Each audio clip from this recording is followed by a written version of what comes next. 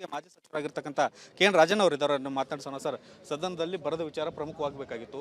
ಈ ತಿಂಗಳ 30ರವರೆಗೂ ನಾರ್ಮ್ ಇದೆ, ಒಂದು ಸಲ್ಲಿಸೋಕೆ ಕೇಂದ್ರಕ್ಕೆ ಬರದ ವಿಚಾರವಾಗಿ ಒಂದು ವರದಿ ಸಲ್ಲಿಸೋಕೆ ರಾಜ್ಯ ಸರ್ಕಾರ ಈಗಲಾದರೂ ಮಾಡುತ್ತಾ ಸರ್ ಅದನ್ನ ಅಂತ?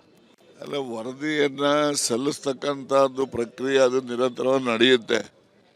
ಆದರೆ ಸದನದ ಕಲಾಪದಲ್ಲಿ ಎಲ್ಲ ಸದಸ್ಯಗಳು ಭಾಗವಹಿಸಿ ಅದರ ಮೇಲೆ ಹೆಚ್ಚು ಬೆಳಕನ್ನು ಚೆಲ್ತಕ್ಕಂಥ ಕ್ರಮ ಆದಾಗ ಪರಿಣಾಮಕಾರಿಯಾದ ವರದಿಯನ್ನು ಕೇಂದ್ರಕ್ಕೆ ಸಲ್ಲಿಸಲಿಕ್ಕೆ ಅನುವಾಗ್ತದೆ.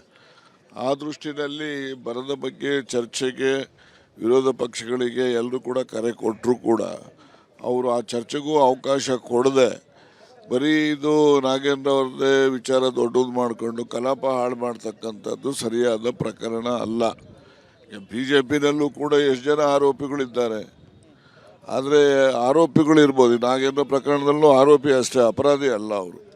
ಸೊ ಹಾಗಾಗಿ ಏನು ನ್ಯಾಯಾಲಯಗಳ ಮುಂದಕ್ಕೆ ಇದ್ದಾವೆ, ನ್ಯಾಯಾಲಯಗಳಲ್ಲಿ ಏನು ಅಂತಿಮ ತೀರ್ಪು ಹೊರ ಬರ್ತದೆ, ಬಂದ ನಂತರ ಆ ತೀರ್ಪಿಗೆ ಅವರು ಕೂಡ ಅನುಗುಣವಾಗಿ ನಡ್ಕೊಳ್ತಾರೆ.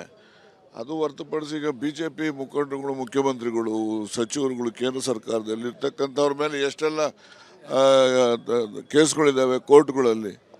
ಹಾಗಾಗಿ ಕೋರ್ಟಲ್ಲಿ ಕೇಸಿದ್ದ ಕ್ಷಣಕ್ಕೆ ಒಬ್ಬ ಆರೋಪಿ ಇರ್ತಾನೆ ಹೊರತು ಮತ್ತೊಮ್ಮೆ ಹೇಳ್ತಾನೆ ಅವರೆಲ್ಲ ಅಪರಾಧಿಗಳಾಗ್ಲಿಕ್ಕೆ ಸಾಧ್ಯ ಇಲ್ಲ.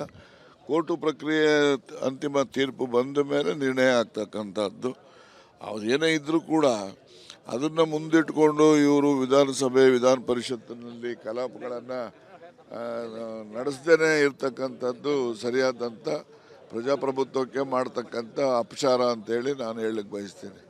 ಜನರ ತೆರಿಗೆ ದುಡ್ಡಲ್ಲಿ ಕಲಾಪಗಳು ನಡೀತಕ್ಕಂಥದ್ದು ಸರ್, ಬರದ ವಿಚಾರ ಸೇರಿದಂತೆ ಸಾಕಷ್ಟು ವಿಚಾರಗಳಿದ್ದಾವೆ, ಅವುಗಳ ವಿಚಾರಗಳು ಪ್ರಸ್ತಾಪ ಆಗಬೇಕಾಗಿತ್ತು.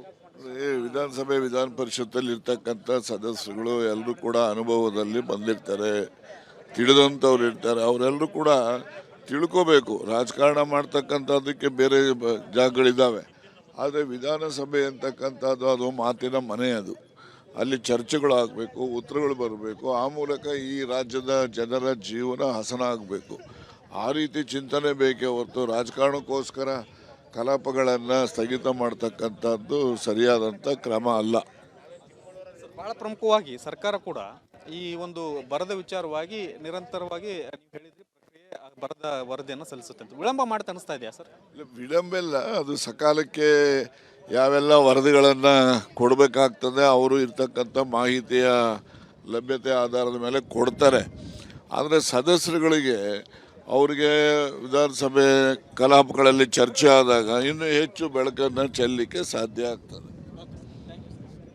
ಇದಿಷ್ಟು ಕೆ.ಎನ್. ರಾಜನ್ ಅವರ ಮಾತು. ಕ್ಯಾಮರಾಮನ್ ಸದಾನಂದ್ ಜೊತೆ ಬಸವರಾಜ್ ಸಂತಮಠ, ರಿಪಬ್ಲಿಕ್ ಕನ್ನಡ, ಬೆಂಗಳೂರು.